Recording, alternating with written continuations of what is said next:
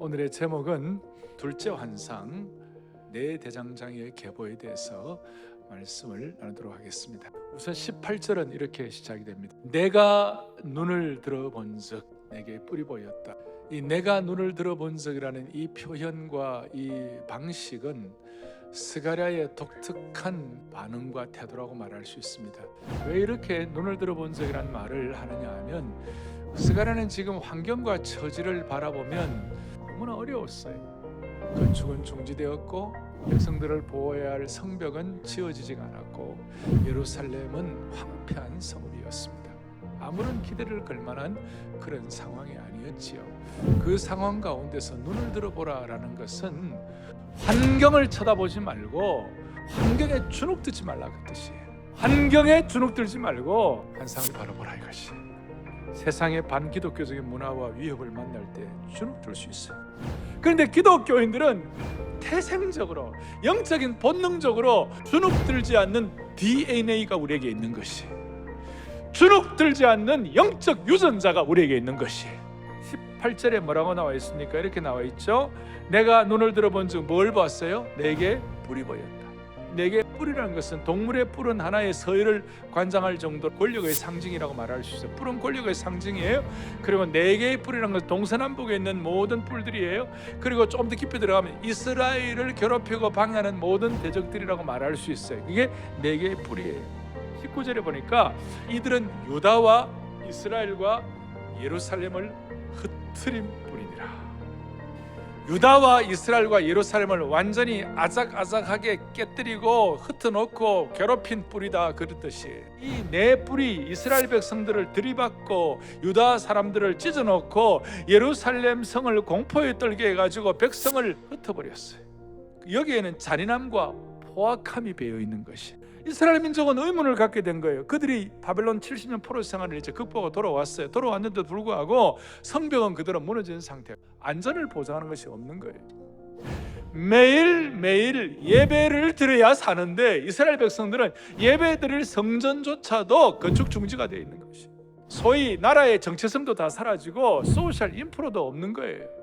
인간의 기본권인 개인적으로 의식주조차도 해결이 안 되는 상황. 그래서 언제쯤이면 이 상황이 해결될 것인가? 언제쯤이면 이 처참한 이 찢어놓는 이런 그 권력의 뿔 앞에서 이걸 어떻게 할 것인가? 거기에 대한 답이 뭐냐?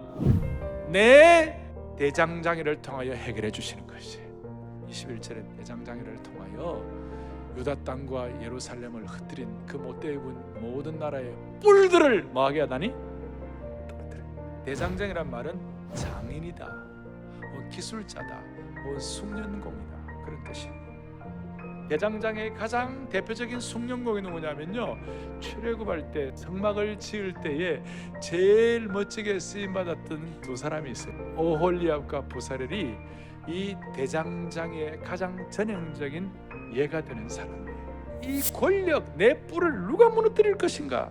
소박하지만 겸손하고 숙련된 내 대장장이를 통하여. 그리고 이 사람들은 통치자나 권력자나 무슨 대단한 학자나 서기관이 아니라 겸손하고 소박하면서도 순전한 숙련된 사람. 개혁왕 요시아 시대의 성전 수리를 맡았던 직공들처럼, 솔로몬 시대의 석수와 목수 같은 사람들, 대표적으로 좀 전에 말씀드렸던 오홀리압과 부사렐 같은 사람들.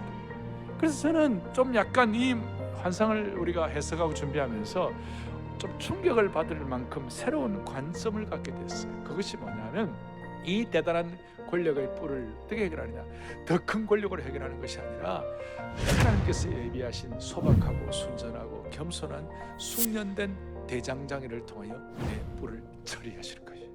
하나님의 역사는 순박하고도 소박한 숙련공과 대장장이를 통하여 제국을 멸망시킨 줄로 믿습니다. 오늘 이 환상을 보고 우리 모두는 이 시대의 내 대장장이가 되어가지고 소박함과 복음의 순성을 가지고 이 시대를 변화시킬 수 있는 하나님의 신실한 종 되기를 바랍니다. 우리가 이런 사명을 가지고 눈을 뜨는데 문제는 숙련이 되어야 돼요. 전문성을 가져야 돼요. 다윗은 이 문제에 관해서 합격이었어요. 이에 그가 그들을 자기의 마음의 완전함으로 기르고 그의 손의 능숙함으로 그들을 지도하였다. 다윗이 하나님께 쓰임받은 이유는 뭐냐면 그냥이 아니었어요. 그 마음이 그렇게 간절했어요. 목자의 심정이 있었어요. 양을 지키려는 마음이 있었어요. 동시에 손에 능숙함이 있었어요. 모든 하나님의 사람들은 하나님의 사람으로 다듬어져야 하는데 세 가지가 꼭 필요하다. heart, 목자의 심정이 필요하고, 비전, 소위 사명이 필요하고, 세 번째는 스킬, 숙련됨이 필요하다. 그래서 우리는 하나님 나라를 위하여 21세기 대장장이가 되어가지고 우리 모두는 영적인 거룩한 숙련공들 되기를 바랍니다. 19세기부터 20세기 초반에 그 시대에 숙련된 하나님 나라의 대장장이로 쓰임받은 분이 아브라함 카이퍼였어요. 이 아브라함 카이퍼는 개인의 탁월함도 있었지만 그의 삶에서 만군의 여호와의 영역 주권을 인정함으로 20세기의 대장장이 역할을 했어요. 그도 한때는 자유주의 신학에 빠져가지고 성경과 하나님에 대해서 회의감을 가졌어요. 나중에 요한 캘빈을 연구하면서 하나님의 주권에 대해서 눈이 열렸어요.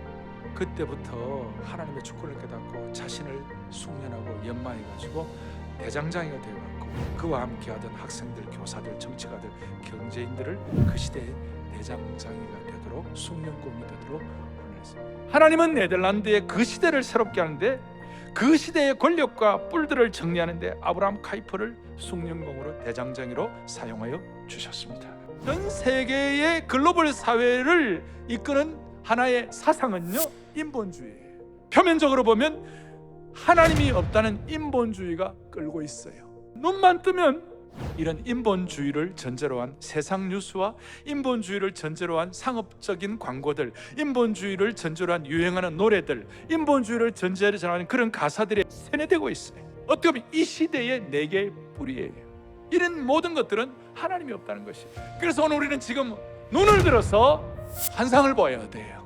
이 큰 뿔 앞에 우리가 어떻게 감당을 해야 할지, 우리의 마음의 소원을 가지고 진실됨을 가지고 하나님, 내가 내 대장장의 역할을 하게 하여 주십시오. 21세기 아브라함 카이퍼가 되게 하여 주십시오. 일터 사역 국제연합이라고 있습니다.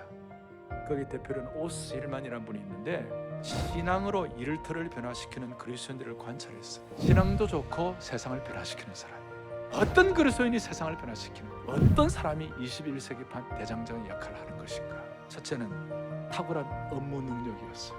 두 번째로는 순전한 인격이었어요. 세 번째로는 세상의 기준을 뛰어넘는 사랑과 섬김이었어요. 네 번째로는 하나님이 함께 하시는 표정이 있었어요.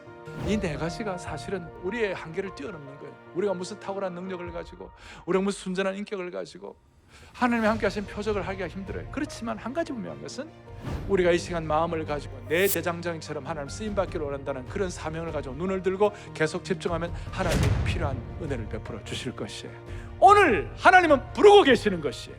내 대장장이들의 21세기의 집합소가 되기를 바랍니다.